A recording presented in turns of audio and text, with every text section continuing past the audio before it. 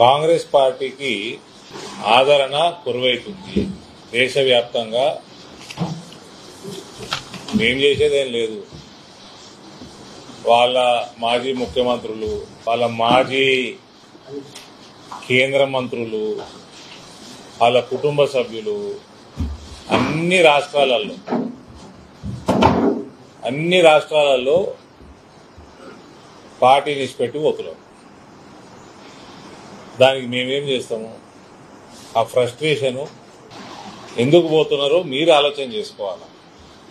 ఎందుకు కాంగ్రెస్ పార్టీ పూర్తిగా భారతదేశంలో రోజు రోజుకి దిగజారిపోతున్నది? కాంగ్రెస్ పార్టీ ఆలోచన చేసుకోవాలి. ఆ డెస్పరేషన్లో ఎలక్షన్లు గెలవాలని పసుపు రైతులకి పచ్చి అబద్దాలు చెప్తా ఉంటారు.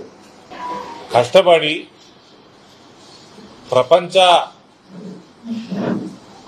అందరికంటే ఎక్కువ పాపులర్ నాయకుడు నరేంద్ర మోడీ గారు ఆధ్వర్యంలో పసుపు రైతులకి మంచి రోజులు వచ్చి భవిష్యత్తు కొంచెం ఉజ్వలంగా కనబడతా ఉంటే వీళ్ళు చాతగానోళ్ళు 60 సంవత్సరాలు పాలించి ఏమి చేయక పసుపు రైతులను నిండా ముంచింది వీళ్ళు. చెరుకు ఫ్యాక్టరీలు బంద్ చేపించింది వీళ్ళు. ఇంతకుముందు ఎలక్షన్లలో వాగ్దానాలు చేసి ప్రభుత్వంలోకి వచ్చి పనికిమాలిన కమిటీలు వేసుకుని టైంపాస్ చేసి కమిటీ రిపోర్ట్ ఇచ్చినాక దాన్ని ఇంప్లిమెంట్ చెయ్యనోళ్ళు వీళ్ళు. రాజశేఖర రెడ్డి ముఖ్యమంత్రి ఉండగా ఇదే నాయకులతోటి కమిటీ వేసారు. కమిటీ టోటల్ గా గవర్నమెంట్ టేక్ ఓవర్ చేసుకోవాలని చెప్పినా కూడా వాళ్ళు ఆ రిపోర్ట్ తీసి బుడదాఖలు చేసిండ్రు.